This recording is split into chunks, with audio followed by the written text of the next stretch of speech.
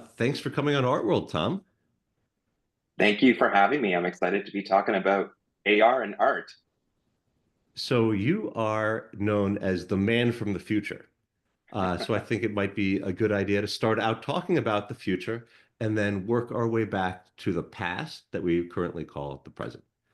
There seems to be consensus that the next technological interface paradigm is going to be wearables, which someday are going to be powerful, affordable, and unobtrusive enough to gain mass adoption and be the successor to the iPhone.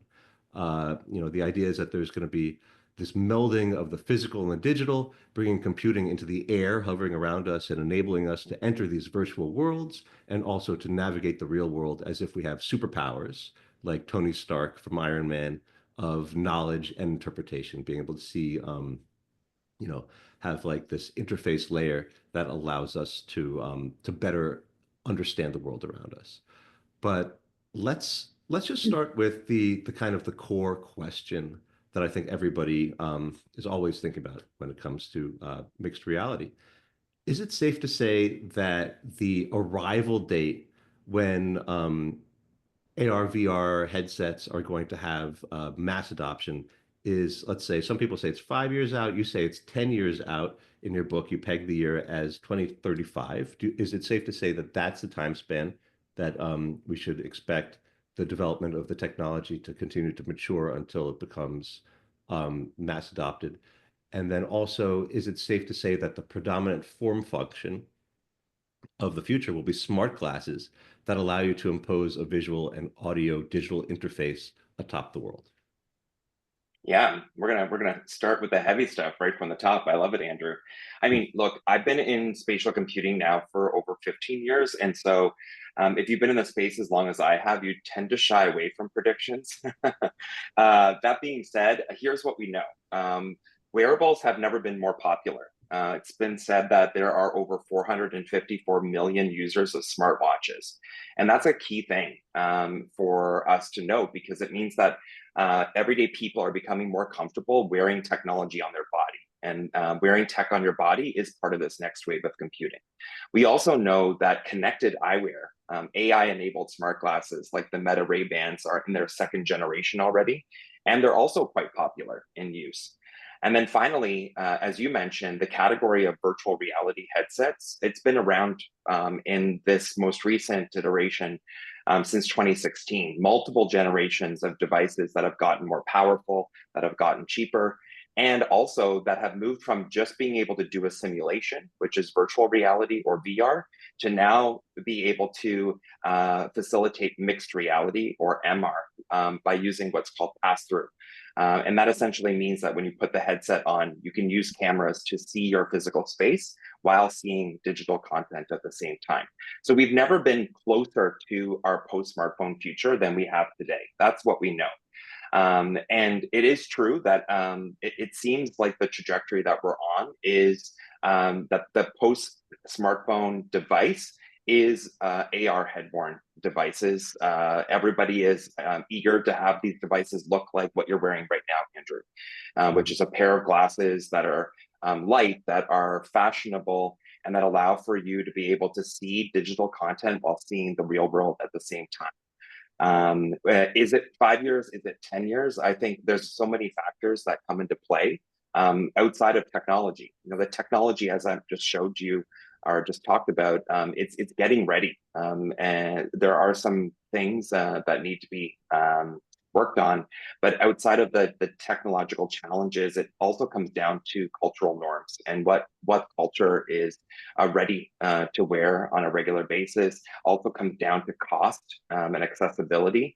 And so, you know, time will tell. But I'm very hopeful that we're moving well along this journey towards a wearable future that will really allow for us to have a much more natural engagement with computing and bring computing beyond the flat screen into our dimension, our own physical space and into the real world around us. That's the promise of spatial computing.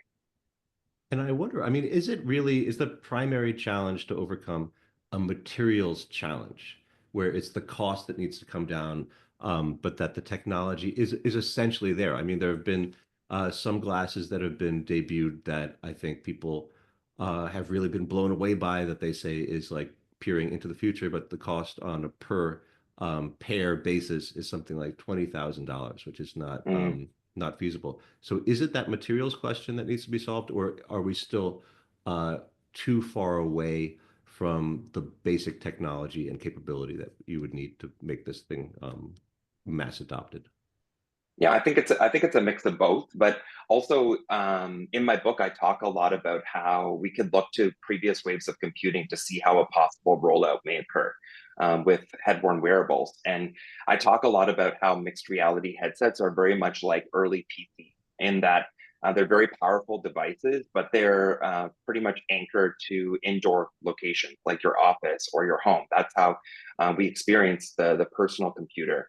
But it wasn't too far into that future that we saw the PC became the laptop, and then the laptop became smart devices, and then the smart devices became the smartphone. And so I think one thing that I really wanted to do with the book is yes, like paint a picture as to where we're going into the future, but also celebrate where we are today, knowing that this is like the natural course and evolution of how a new wave of computing gets rolled out, both from the hardware and the software side, and again, also in the readiness of the mainstream and culture. I know we're talking about the future, and we'll get into the today later in this conversation. But my hope in this conversation, just as my hope was for the book, is that there's a huge realization that there are massive opportunities with augmented reality as a today technology, just as there are growing opportunities as we move into the promise of what this future is that we're talking about. So, stepping a little bit into the past, one of the most legendary stories in computing is when Steve Jobs went to Xerox PARC back in the day and was introduced to the graphical user interface, their GUI, their GUI, and he was able to get access to this technology, and he used it to create this massive digital revolution that sent DOS to the ash heap of history and gave us everything from the Macintosh to the iPhone to the ATM to basically any way that you interact um, with the screen through graphical interface. And and now you're saying in this book that the shift to 3D computing is going to be a similar paradigm shift in terms of a total change in the way that we engage with this with technology. Can you talk a little bit about that paradigm shift, and can you talk about what you think is going to happen to all the screens that we're surrounded with today? Mm-hmm. Yeah, I mean the GUI or the graphical user interface was a game changer and really played a major role in the adoption of personal computing in the mainstream. If you recall, and I recall myself, my very first computer, you needed to essentially become a programmer. It was you were essentially interacting with a lot of floppy disks and command line code in order to be able to do something pretty awesome at that day. But this all changed when you were able to see icons on your display and click on those icons with a mouse to be able to open up MS Paint or access a file folder or move something to a trash can. And so it became much more, I'm going to use the air quotations, natural. It felt more natural. It was like a skeuomorphic naturalism, let's call it. And so this was how we engaged with 2D computing. And so when we moved to 3D computing, because this is what this big shift is all about. This big shift is actually a move from 2 dimensions to 3 dimensions, where our computing is now using X, Y, and Z axes. And this is going to really require a new user interaction. And it's going to require new ways of thinking about software development because we're moving beyond the flat screens to dynamic immersive environments where users are going to be interacting with digital objects as if they're their own. It's also going to require new thinking around new input methods and natural interactions. You know, in the computing wave, we had mouse clicks and we had keyboard as ways to input and interact with computers. On the smartphone, we also went through a shift where we moved away from those and started to tap and swipe on the screen which, if you recall back then, was like a big thing to wrap your head around, especially for app developers at the time. And here now we're moving into a time where we are going to need to grapple with the use of hand gestures and eye tracking and gaze control. And these are going to be new ways that already exist today that app developers, web developers need to harness in order to allow for users to engage with the applications in spatial computing. And overall, this spatial user interface, the SUI as I called it in the book, is going to require developers and designers to have 3D skills, 3D expertise, whether it be the need to model or create textures and shaders, or just the understanding of how to utilize the space of which the content is going to live in, and really think about the most optimal spaces, or consider how that content can scale to different places and spaces. And so this is a brand new way of thinking about software. And I think it's a really great opportunity, especially for designers and developers today, to really put a stamp on and shape what these standards are going to look like, because they're just coming together. And when the iPhone was released, all of a sudden we had people walking down the street all over the world, staring down at their iPhone, tapping away, and or using their AirPods and like muttering, their conversations into the air, and kind of making people think that there was potentially something wrong with them. Um, is is this going to get kind of even more accentuated in this spatial computing paradigm, where you're going to see people walking down the street like, these Italian stereotypes, gesticulating, acting like Tom Cruise in Minority Report, pinching things, dragging things all over the place. Um, do you think that that is going to be the mode of interaction that is going to be like most common on a day-to-day basis, or are there going to be other ways of interacting with this technology that may be more subtle? I mean, the way that we're moving, voice, hands, and eyes are definitely going to play a big role in how we interact with this new wave of computing. But we're already starting to see examples on how these exaggerated, gestures that you're talking about won't be necessary. And I think we can actually point to the Apple Vision Pro as a real concrete example of this.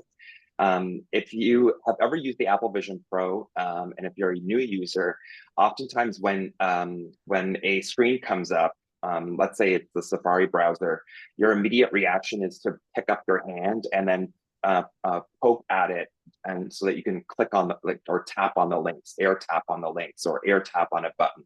And so our gut reaction is to bring what we know about the smartphone into spatial computing, because that's how we've been interacting with computing up until now. But actually, Apple Vision Pro has very robust eye tracking and hand tracking, has a lot of cameras on the bottom of the device, and they were designed to not have you use exaggerated hand gestures. You can literally just sit on the couch and have your hand on your lap, and it will pick up on subtle finger gestures in order for you to be engaged in with the content in Apple Vision Pro. It's the combination of those finger gestures and where you're looking is how you control things within this spatial computer. And so over time, you really have to look at the user, and you'll see that they're maybe swiping their thumb against their finger, or they're tapping, their index finger to their thumb, but they're not lifting their hand up unless the application or the game is requiring you to do that, if you're actually doing something that is quite physical. So that's kind of one example. The other example is that we're seeing some significant advancements in electromyography, or EMG, where wearing an EMG device, it can pick up on signals of muscle activity, and in a very similar way, it will be able to understand what finger you're looking to use, so that you can type on a table, for example, without you having to do much exaggerated gestures. So, going back to what you're talking about, yes, voice, hands, eyes, like these are the new, mouse and keyboard of spatial computing. But I don't see us having to be like Tom Cruise to do like the big Hmm. exaggerated swipes in order to interact with the content. Okay, that's good news because we are going to get to the art context. And I was thinking, that if you're in a museum or in a gallery and you're using an interface like this that requires exaggerated gestures, that potentially you could put your elbow through a Picasso like Steve Wynn Mm, infamously did some oh time ago. no. So that might not be ideal. But before we get to the art stuff, I mean, just one more big kind of positioning question is that in your book, you say that we are emerging into a new era that you call the experience age. Can you talk about the experience age? Yeah, the experience age is essentially a shift in user behavior where we're moving from passive consumption of information, which we were doing in the information age, to actively engaging with and experiencing content. And so in the information age, like our experience with computers was really about read write. It was really about reading a lot of information and accessing a reservoir of data and contributing back to that reservoir of data.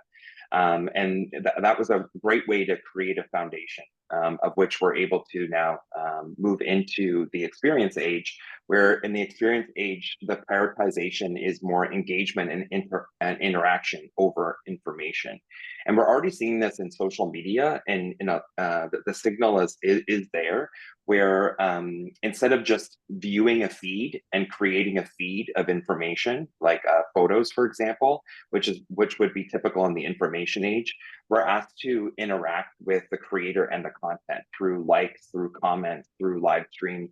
But it's even more visible in the new social network, like virtual worlds, like Roblox, where the priority is really put on in-world play and having that actual connection and creating memories within the digital space.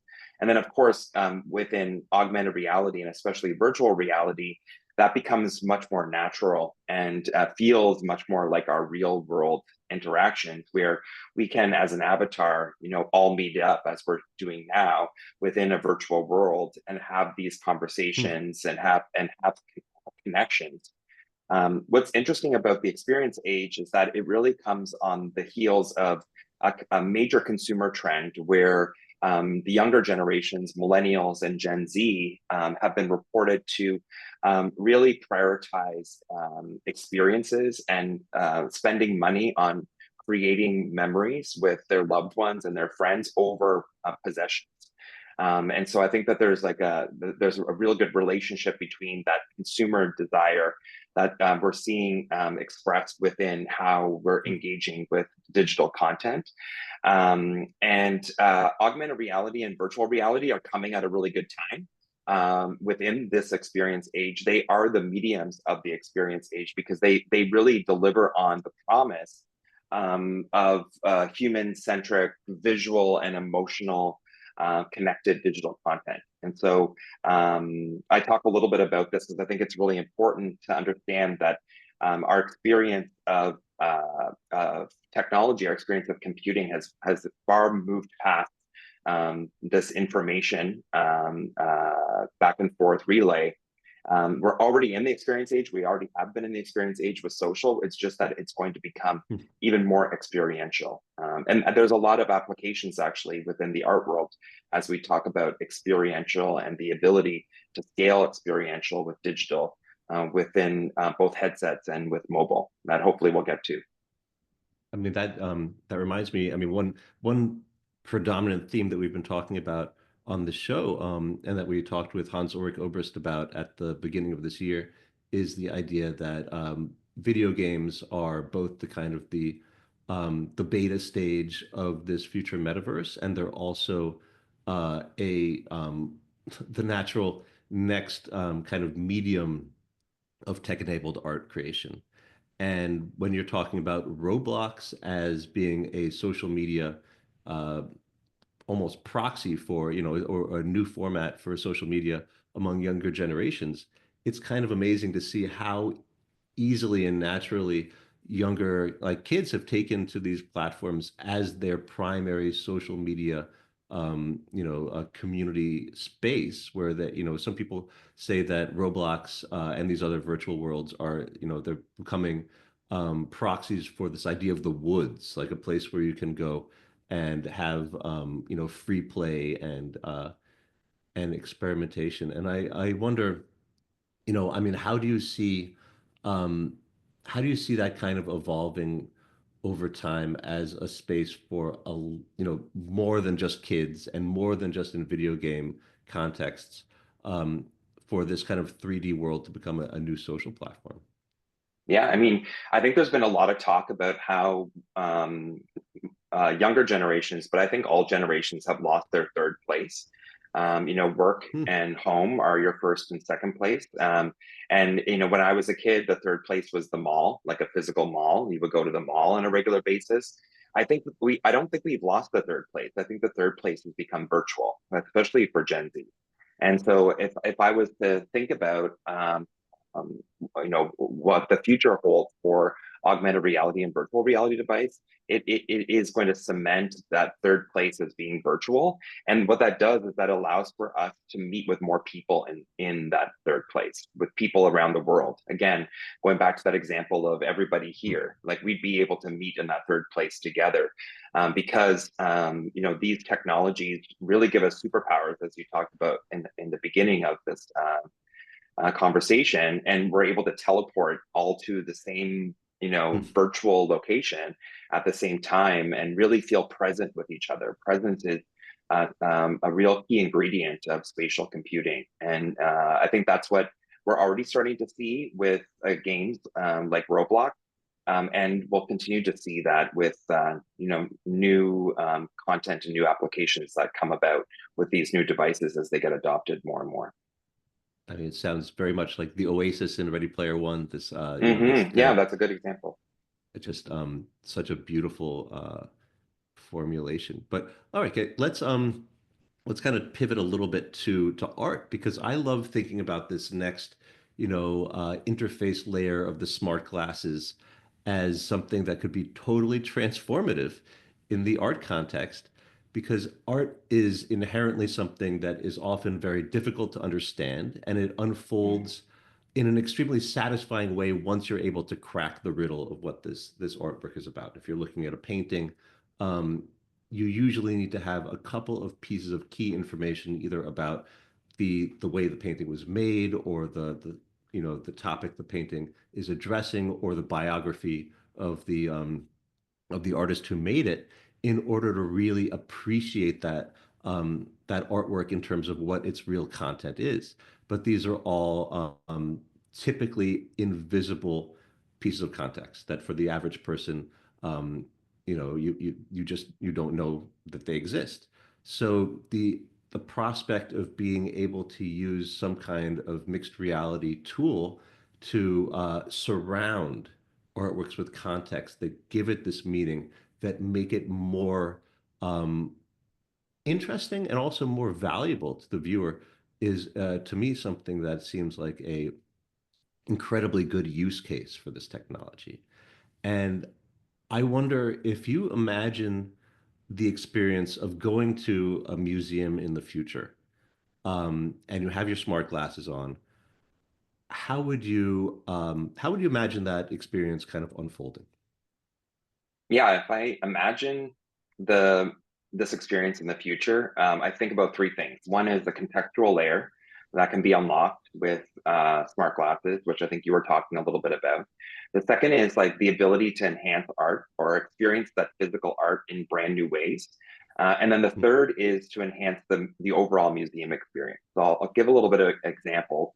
And I also just want to underscore that everything I'm talking about right now, you can do today on a smartphone, but it gets more natural with glasses. And so again, going back to this like big message I want to convey, which is these are things you can do today, but it does require a phone that you hold up versus, eventually a pair of glasses that feels more natural and allows you to walk about the museum as you're doing today. The contextual layer is interesting. Today, you can take a picture, for example, of a piece of art and send it to, an AI like ChatGPT, for example, and it uses large vision model to figure out what that picture is all about, and then goes and searches the internet and provides you with information. So you're able to do that today. You can do that with connected eyewear today as well, actually.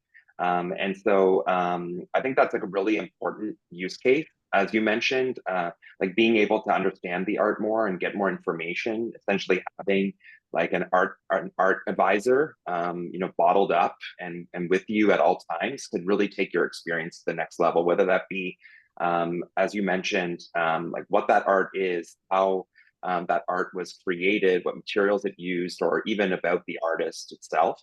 Eventually, as you know, we have stronger relationships with our AI friends.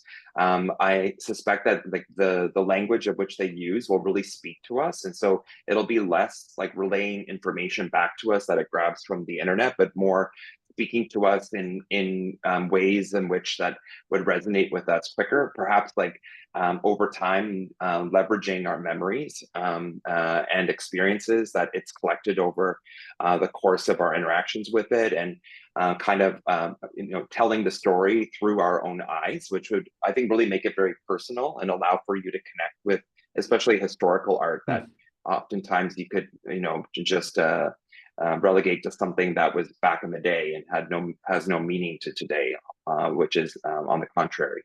So I think the contextual layer is huge, but I'm also really excited about this ability to unlock the ability for artists to tell more stories with their art.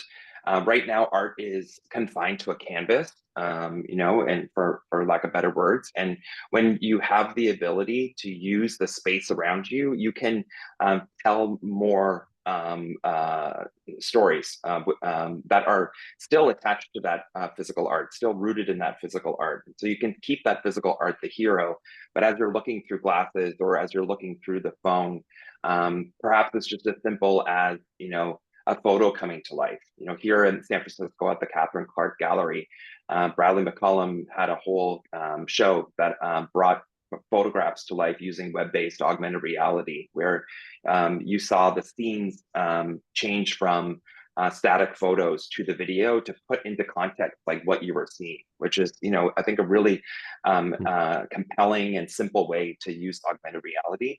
Or you can start to use 3D and allow for 3D to pour out of or be around, the painting or the sculpture to enrich the story that the artist may want to tell. So I really like that example. And then the last I'll talk about is enhancing the museum. When you go to an art history museum, for example, oftentimes you go and, kids really like it because there's props that have been constructed to make you feel like you're going into the pyramid, or, you're going into like another specific era, like the Roman Empire. This is the big lift, and the museum, it costs a lot of money, and it often is not changed very often. And with glasses, or even today with mixed reality headsets, mobile phones, you really can create much more scalable experiential experiences within the museums. And you can pair it up with the physical props. You can just do virtual in lieu of the physical props. And even better, you don't have to abide by the laws of physics. So you don't have to worry about scale. You don't have to worry about weight. And you can quickly swap these out more often than what you would do on the physical side. So these are just a couple of examples. And again, like all of them are pretty much capable of doing today, especially on a mobile device or with a mixed reality headset, but they're going to become commonplace once we have these glasses that we wear on a regular basis. So interesting. I mean, that makes me think a couple of things. One of them is that we right before this call, we were talking about how these touchstones from the culture from our childhood are revealing themselves to be prophetic, and this kind of world in which you're talking about walking around and looking at paintings on the walls that come to life is very much a key element of the entire Hogwarts experience in Mm. in Harry Potter. And it seems that a lot of this magic is kind of redolent of that kind of magical world. But then another thing I think about is that when you're talking about the pyramids and you talk about these like, Egyptian or Roman wings, that a huge bang for your buck that you can get out of this kind of mixed reality technology is going to be around the past because the past is Mhm. so alien to us that being able to make that palpable in a truly informative or even immersive way um, will be so mind blowing to be able to go back and experience the pyramids, experience what ancient Rome was like. Um, that seems to me to be an incredibly magical potential. And then also, it could actually be super useful when it comes to issues of things like restitution and archaeological context. Because when you go Mm. to a great museum, oftentimes you encounter an artwork that is thousands of miles away from its original find spot and its original context. And when, from an archaeological standpoint, that context and that find spot has so much of the value of this, that is in this object that when you strip it out and you extirpate it from that context, it starts to lose a lot of its meaning. But if you were able to recreate that context around it, that would be pretty cool. 100%. Like a lot of talk with virtual reality in particular, which is a simulation machine, for lack of better words, is about empathy, the empathy machine, being able to step into other people's shoes. And so I think this really lends itself well to what you're talking about. I think, if we were able to again be there, with the pharaoh in at that time in Egypt, and then come out and look at the art, I think you'd see the art in new ways. I think it'd be really hard not to. And again, like we've already seen many companies be able to enable this for users today. And as the technology gets more and more robust, it's going to get even more realistic, more accessible. And yeah, I'm very excited with Hmm. the direction this is going and how it can change our perception of art, and just our perception of the world at large. I mean, as we were talking about before, you could even maybe potentially be the pharaoh Mm, in yeah, yeah, that's true. in in ancient Egypt. So, just one more question on this kind of museum interface thought experiment. If you if you're say you're walking around the world, you've got one of your heads, your wearables on, your smart glasses on from one of the big tech companies. I think that you can probably expect that you're going to have some kind of ride-along interface that is going to be explaining and interpreting what you're seeing around you, probably at all times. But should you go into something like, I don't know, like a Louis Vuitton store, or should you go into something like a museum? Do you believe that there will be some kind of interface switchover where all of a sudden you're in the context that is crafted and controlled by that institution? Like, or would there be like an envelope that you enter where there is some kind of enriched experience that is built on the data of that particular place that you're going into? Or how do you envision these contexts of information for creating um, this mixed reality experience?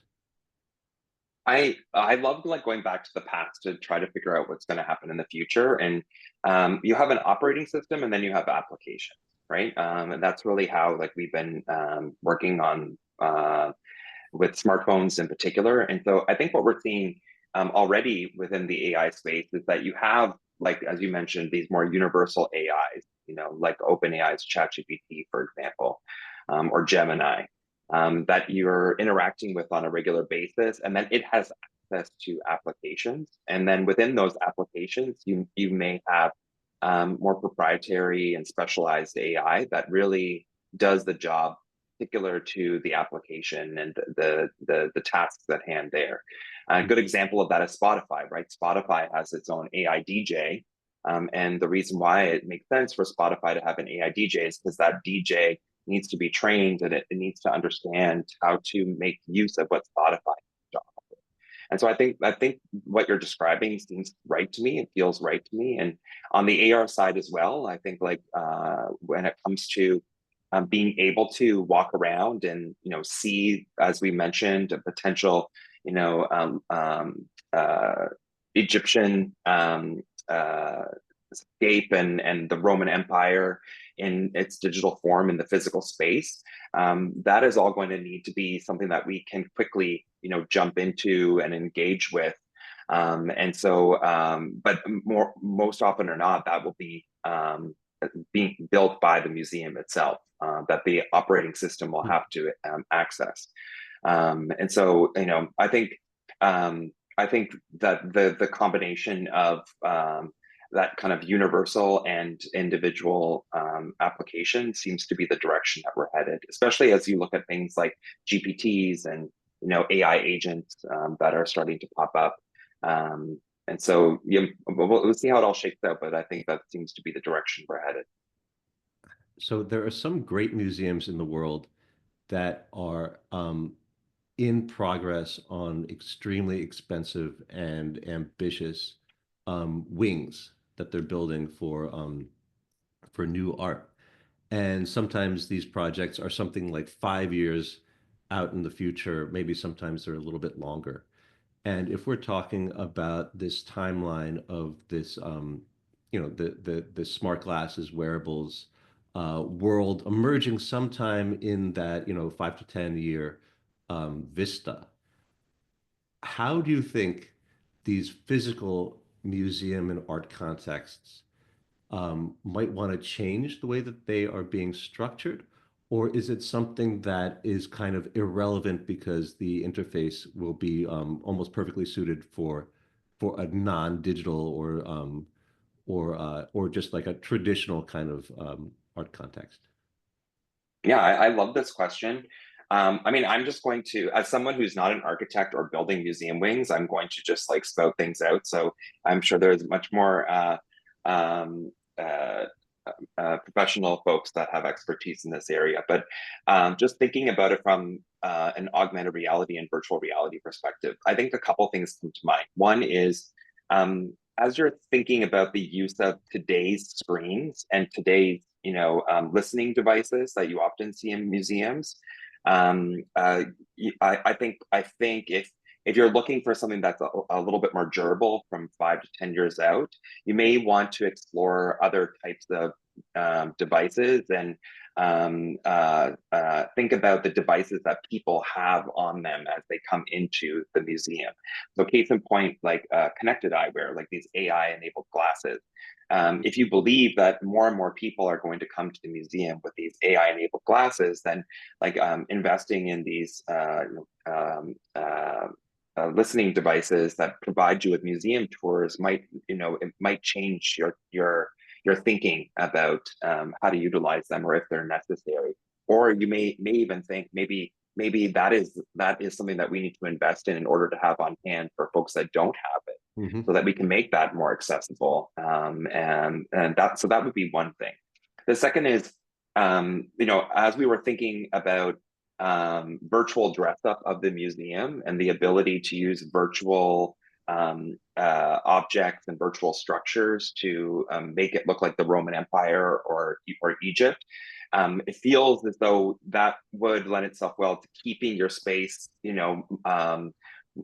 much with more blank walls or blank columns to be able to do that in a way so that you have more freedom to be able to change that space with virtual content. So I think that'd be quite interesting.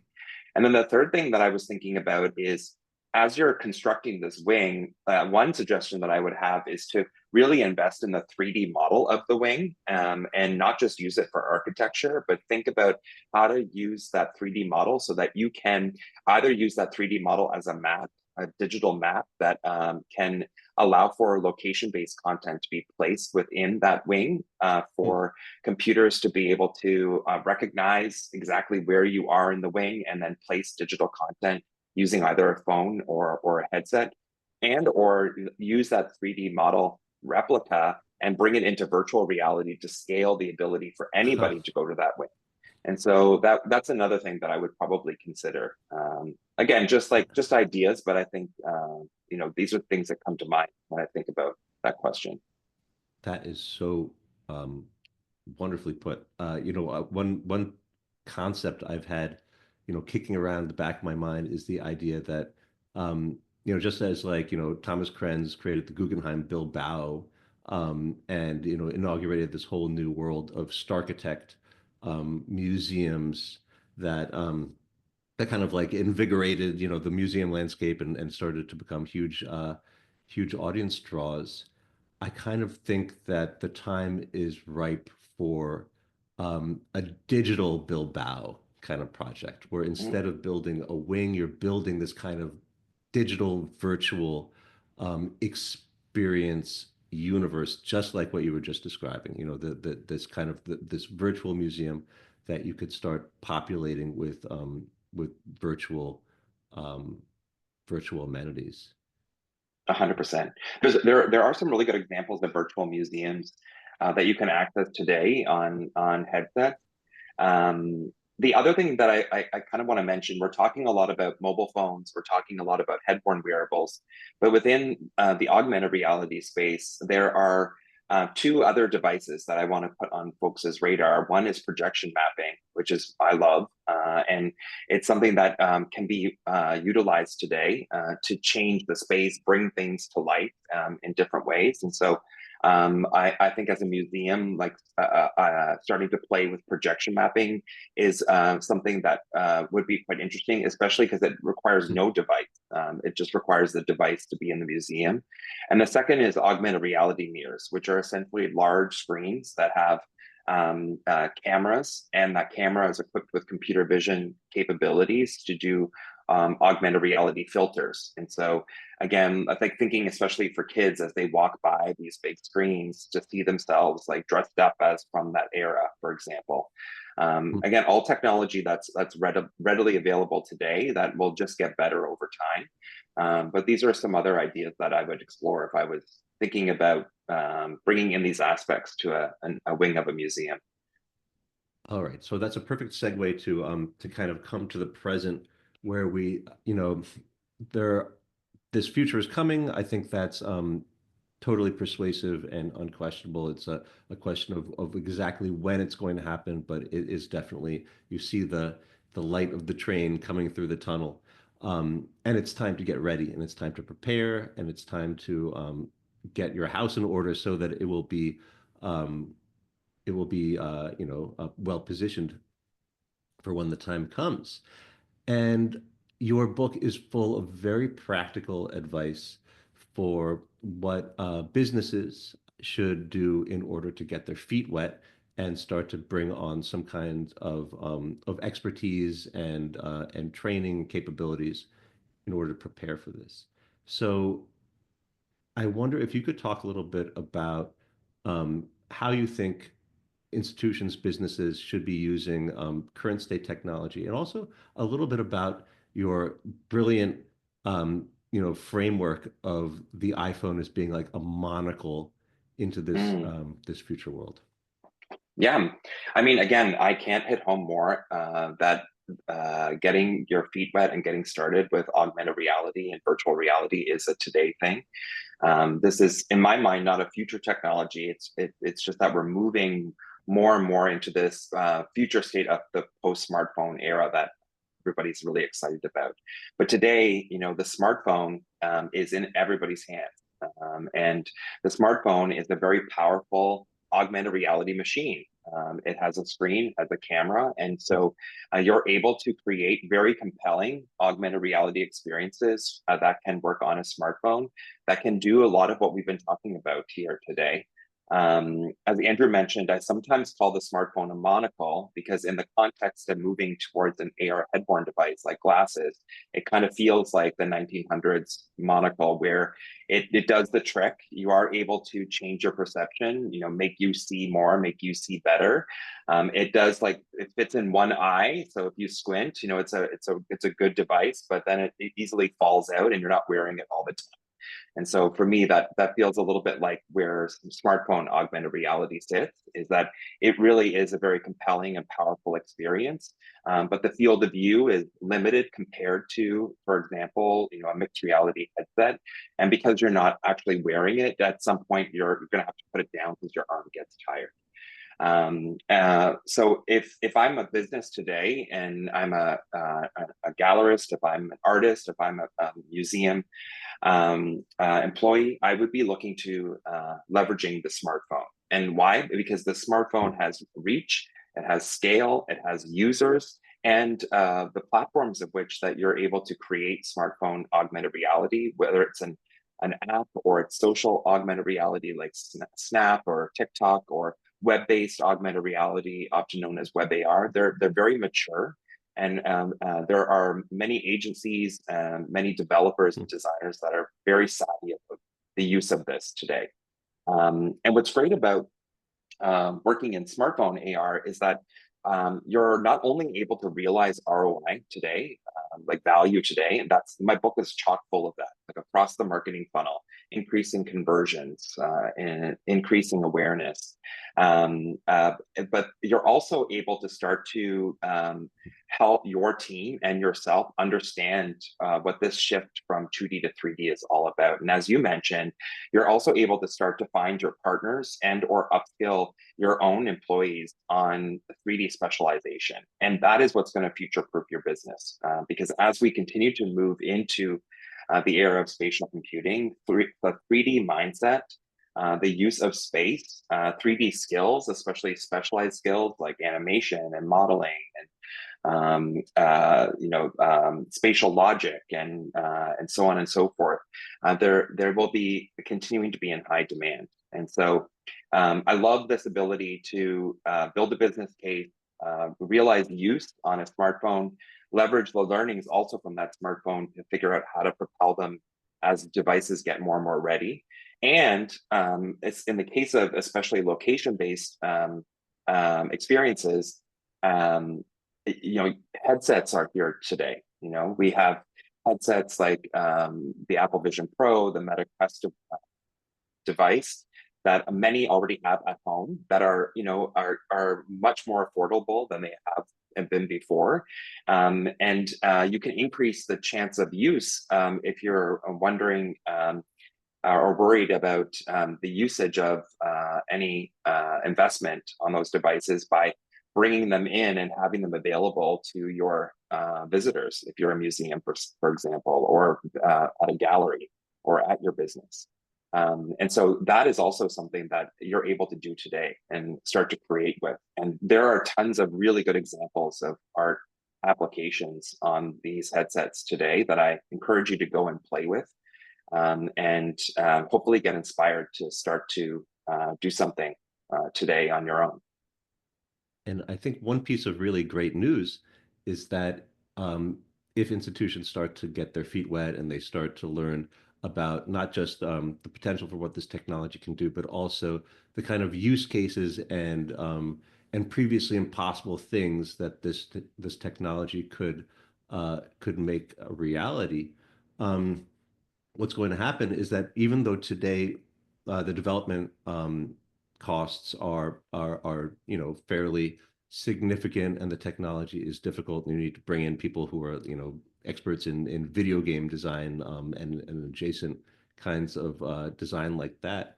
But what seems to be pretty obvious is that as AI gets better at coding and creating products, that the barrier to creating these kinds of technologies is actually going to go down and the cost is going to go down, meaning that the more you think through the opportunities in this current moment, the more you'll be prepared for being able to just like kind of like put the pedal to the metal and really really take things to the next level. I mean, is that do you think that's a realistic kind of way of looking at the lowering costs of the tech?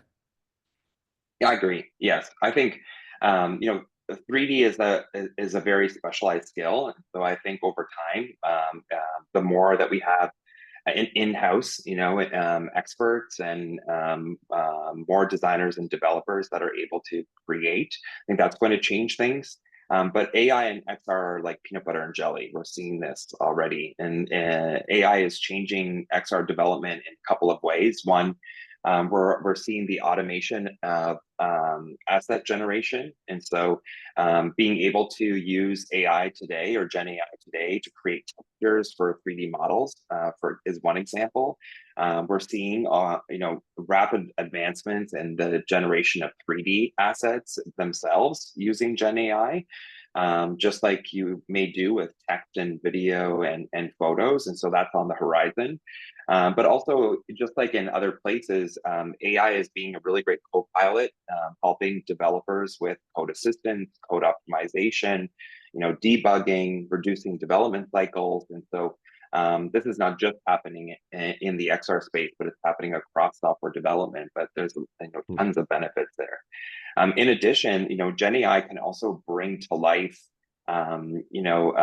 characters and branching narratives much more easier within your experiences if they do include it. So you're able to talk to, virtual museum employees, for example, as if you were your own, and the lift to be able to allow for that to happen is much less than it has been in the past. And so these are just a couple of ways that I think AI is changing software development and therefore, aiding XR development.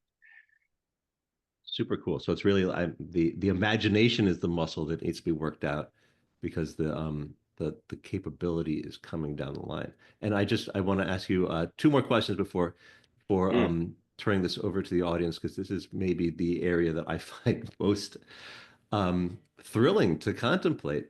But one of the themes of this show is that there are maybe three main technologies that are evolving at kind of parallel speeds. And you've got AI, you've got mixed reality, and you've also got the blockchain. And the this kind of the potential is that these technologies are going to eventually Voltron together into some amazing new digitally enhanced world. And from the very beginning of this podcast, when we talked to Kevin and Jennifer McCoy about the thinking behind the invention of the NFT and the potential for the NFT as being kind of the rails uh, for allowing for uniqueness and value to exist in this digital landscape. How do you see blockchain and NFTs or whatever you want to call them of on-chain kind of digital goods as as fitting into this picture of a world that you're envisioning? Yeah, that's a good question. I mean, when I think about blockchain, I think about NFTs, I think about how it can give AR objects a sense of scarcity and verify their authenticity, which I think really plays into the art world. The combination of NFTs or virtual objects and XR is, I think, really gives virtual goods a brand new use. So, back in 2021, I think when NFTs were at their peak, we were all buying our NFTs and they were in our wallet and we were able to maybe view them on our phone and put them on our computer. But if you think about now starting to wear a mixed reality headset, for example, the ability for you to enjoy that NFT artwork that you may have purchased in your home on a regular basis now becomes a reality. And I think this is when things start to click. Certainly, in my book, I talk about the rise of virtual goods as a new business opportunity, just full stop. And so, whereas augmented reality can enhance existing art and existing products, there is this brand new opportunity of being able to sell virtual art, and I think the blockchain plays a major role in that. So I think that's a pretty exciting consideration. Yeah, NFT winter, no more. It'll be the perfect use case for it. And then just one last question. So your husband, um, is actually an art dealer, and he has an art gallery, which sounds like to me it would be a very convenient place for trying out some of the ideas that you've been talking about. And I wonder, is your husband how does he feel about these potential use cases of AR, VR in the art context? And does he use any of them? Yeah. So my husband does have an art gallery named Jonathan Carver Moore in the downtown San Francisco in the transgender district. His art, he specializes in working with emerging artists and existing artists in BIPOC, LGBTQ, and women communities. And I would say, like, in interacting with him and his art circle, there have been a number of artists that have already engaged the use of especially web-based augmented reality to bring to life their art. And so often when I'm at events, augmented reality comes up as a topic of conversation, and there's not only a lot of interest, but I've been really happy to hear a lot of artists actually start to dabble in the use of web-based augmented reality in particular. Um, One thing I've really learned from Jonathan is that it's very powerful to be in the presence of an artist, to have that artist talk about their art. And it really changes your perception of the artwork. You feel more intimate with it. You feel more connected. Not only do you know more about the art, but you remember that time that the artist was beside you, telling you about the art. It becomes like a part of the experience. And I think one of the things that XR can do is bottle that up and scale that.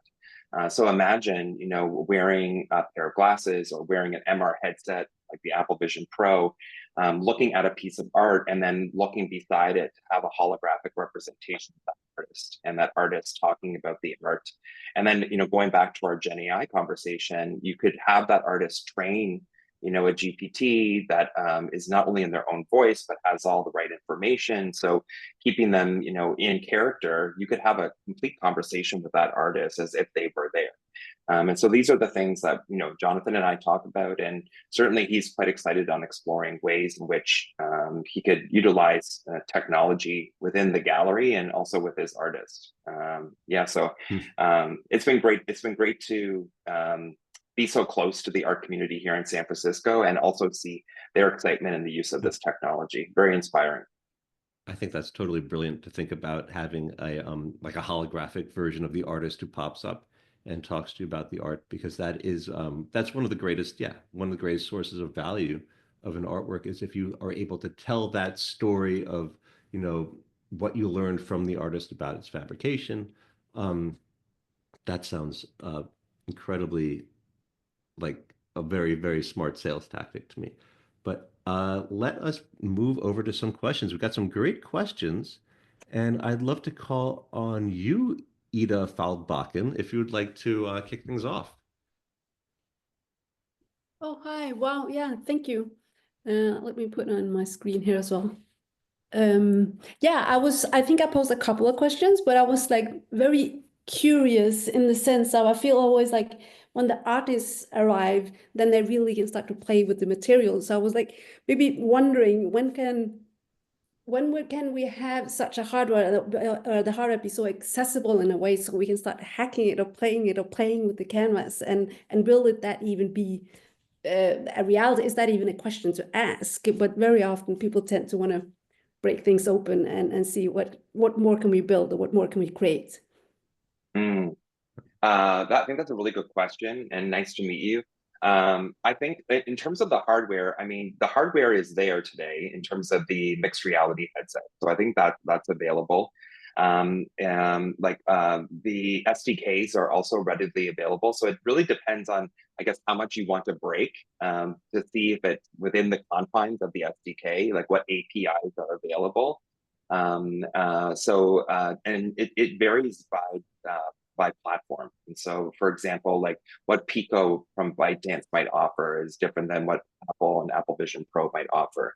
So one advice I would give is like, One is like budget is obviously a concern, and devices range from different price points. So really consider what those price points are. Know that it's expected that as we saw with the phone and with computers, that over time, that should change and become more accessible, more affordable. And then also like take a look at the documentation and see what APIs are available for you to play around and start to surprise the platform holders on what their devices are capable of. So good question. Okay, Nicole Lazzaro, you've got a question that is ripped from the business headlines. Do you want to ask your question? Sure. Can you hear me? Yes, we can. Hi, Nicole. Yeah. Hey, Tom. Great book. Good to see you. Thank you. All right, we're going to go for the rip from the headlines. What do you think are the implications of Niantic's rumored sale of their games division, aka Pokemon Go? What do you think that means? What impact do you think that will have on the AR industry or their particular business? Oh, that's a good question. I don't think I can comment on that, but it's a good one to ask. Thanks for asking it, Nicole. Can I ask another one then? Yeah. Please ask another question. Fall back. All right. Yeah. My fallback question was, what do you think? What cautions or potential downsides do you see enabled by AR tech in the future? Yeah, that's a good question. When I wrote the book, I made sure to call out some social implications. I think it's important that we be fair because with all technology, as we've seen in the past, technology is a tool, and as you use that tool, it has pros and cons, and has benefits and potential impacts that might be more negative to culture. And so I think one of the conversations that have been had in the with augmented reality has been around beauty standards. I think that's a good one to kind of just point out as an example, where many of us are probably using even today augmented reality on Zoom with a little bit of the touch-up feature on video. And so I think like just thinking about how we see ourselves with the use of augmented reality and how that makes us feel about ourselves when we don't have augmented reality is just one of many examples of potential social implications with the technology. And so I think as artists in particular, like artists have great moral compass and have this opportunity to not just think about how to use augmented reality in the service of the art, but then also think about the user and how that user is going to feel through the use of that technology and what they take away from it, how they feel about it for themselves, how to keep them safe because they're going to be using space. There's a lot to think about when you're starting to use technology that is really editing your sense of reality, right? That's what's happening here. And so in the book, I do call out social implications. I think that's a really good call out, Nicole. And also, I think it's key to remember that there's two big ingredients in spatial computing. It's perception and presence. And so when you're playing with perceptions and presence, those are like really fragile aspects of humanity. And so everybody who's involved, from the artists and creators and developers to the platform makers, we all have a responsibility to do this responsibly as we move forward. That reminds me of something that the spatial computing futurist Kathy Hackle, who was on the show a little while ago, which she said that the thing that keeps her up at night is this concept of digital air rights, where air rights, where she envisions this world in which the air around us as we're walking through the cityscape or as we're walking anywhere could be up for grabs from advertising or marketing companies that want to start to use our attention to lead us down certain kinds of commercial pathways, which also reminds me of the fact, which I think is really funny, that in Ready Player One, the entire evil scheme of the bad guy is to bring ads into the Oasis. And he says at one point that he's figured out how to, fill the majority of somebody's field of view with ads before creating seizures. I know that you think very, you know, brilliantly about the opportunities for the marketing kind of world in terms of how AR could be used. What do you think is, what do you think are the protections and the ways that people will be able to, you know, make sure that this is like a positive experience and not like an overwhelming one? Mhm.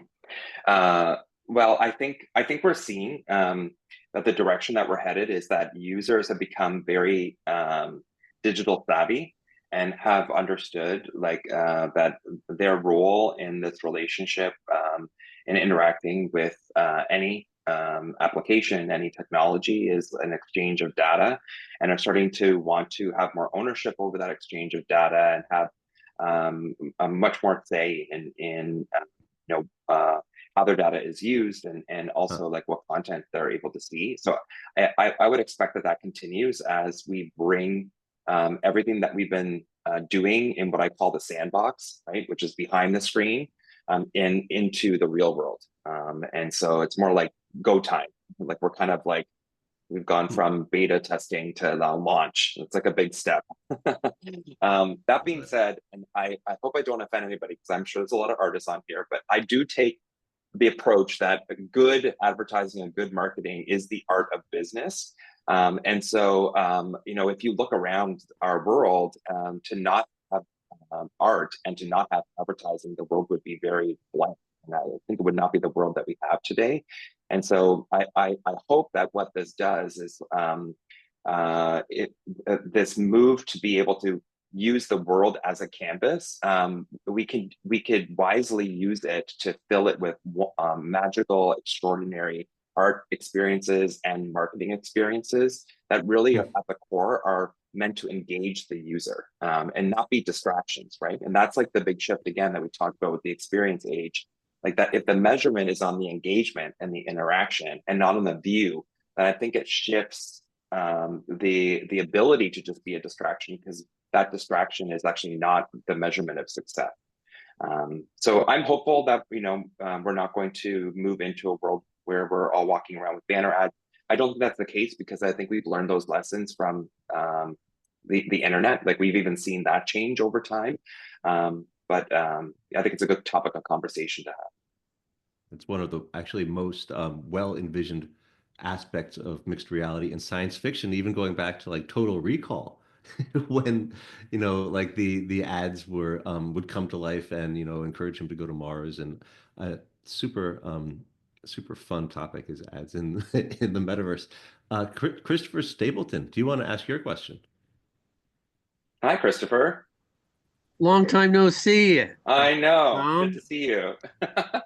Hey, we've been in this industry for a long time, and it all this stuff is becoming appliances and every day. So how does the small museum or art gallery or whatever tap into some kind of professional network locally to have a kind of Fiverr or TaskRabbit to kind of put all those pieces together? Because we know that there's so many points of failure delivering a consumer experience with this augmentation.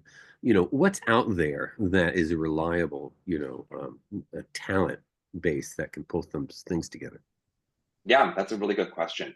I mean, I think there's like varying degrees of professional assistance that you can tap into. One is like if you're a small business or like a small gallery or small museum, one area to look at is the creator space. And so like Snapchat creators, for example, there's a large creator network for Snapchat creators that you can tap into. Whether you tap into them through forums or through websites like Lenslist. And so there's a number of places that you'd be able to find a creator and or just reach out to the creator that you may have experienced a snap lens when you're on Snapchat. That's a really good way to start to have those conversations. There are many agencies, small, medium, large agencies that have been specializing in XR that you can also tap into. Often some of the platform sites have like directories of agencies that you can take a look at and contact to understand what their budget might look like. Yeah. A lot of them specializing in web-based augmented reality, which I think is something that would probably lend itself really well to a museum or a gallery, because it doesn't require an app to download, and you're able to just scan a QR code and get right in. And so I'm not aware of like the one list to rule it all. If anybody Well, not to rule it some out, but just example a matchmaking for those small museums in the middle of nowhere. You and I have been around, know so many people. yeah, But the issue is, it's available to consumer now. Consumers are doing it, and people who are not technologists or media or advertisers or studio could probably pull up and just kind of augment their existing collection. I was just at the Small Museum Association, and I could see how they can amplify and solve a lot of needs and problems they have if they had something that was a little bit more accessible and relational. Yeah, it's a really good idea, and I think there are some forums that have popped up, and I think as more and more individuals kind of ramp themselves up with this this specialized skill, it'll become even easier to come across them. But yeah, I mean, you know, if anybody needs to be connected with somebody for at least right now, feel free to reach out to me. We'll do the one-to-one kind of assistance. All right, awesome. Thanks. Thanks, Christopher. Good to see you again. Good to see you too. So I think we have time for one more question. And Balazs Farago, the CEO of Walters Cube, the very amazing pioneering VR startup, has a great question. Balazs, would you like to ask your question? Sure. Thank you. Can you hear me? Yes. Yeah. Okay. Hi, everyone. So I just wanted to ask that, hi, Tom, what do you think about what are the major pushbacks from institutions when as we're applying these technologies, and what needs to happen to change the mind of the decision maker? Because in the last few years, I was reaching out many institutions, and this is a very conservative industry. I mean, I think one of the most conservative industry, and I was just thinking about what needs to be happen to make a paradigm shift here. Yeah, I think a couple things. I think you know, as a business, I think you want to reach as many people as possible, and so I think that reach and scale is necessary. It's there on mobile, but as even in this conversation, when you talk about augmented reality, everybody's minds go to more of like a future. And so I think one of the things just to have conversations with businesses is to help them understand, you know, what opportunities exist today, and that this actually isn't a future technology, meaning it's like there are opportunities today to be had. That being said, I think in the context of art, quality and resolution is really important. And so if you're looking to do replicas and to, you know, to create digital replicas of art in order for those to be available to more people in virtual museums, you know, the quality is something that I would suspect could also be a sticky point. But I think we're quickly seeing that kind of fade away with devices like Apple Vision Pro that has nearly 4K resolution per eye, you know, for example. And then I think the last one is really cost and also access to resources, as Christopher pointed out. And so, you know, I think it's a little bit of like an unknown on how to get started, on where to find people. And then also like the cost of 3D, if you're actually creating, let's say, virtual art, or you wanted to augment, if you're an artist, your art, and you don't have the skills yourself, like that often becomes something that kind of stops the project from continuing. So I think we're seeing movement in all three of these camps, but you know, certainly over time these will all solve for themselves. But again, like I think it's not a tomorrow technology. If we can connect them to more people, and then as headsets get more affordable and they continue to be of high quality and get more usage, I think that platform will become even more viable for more people and businesses. Thank you. Thank you. Good to see you. Thank you so much, Tom. This has been amazing. I mean, totally inspirational. I think anybody who's interested in these ideas should go out and buy the Next Dimension, which I thought was truly a magical experience, and not just because of the incredible AR effect that's embedded in the cover. Thanks for coming on Art World, Tom. Thank you. Thanks, Andrew. And thanks everybody for being here and your great questions. Please reach out if you need anything. All right. And I hope everybody tunes in next week. We've got a really interesting episode coming up with Yancey Strickler, the co-founder of MetaLabel and previously co-founder of Kickstarter. So we might be able to get into some conversations about the kind of world economy of these technologists and artists who are going to be populating this next paradigm. But thanks everybody for coming, and thanks again, Tom, and see you next week. Bye.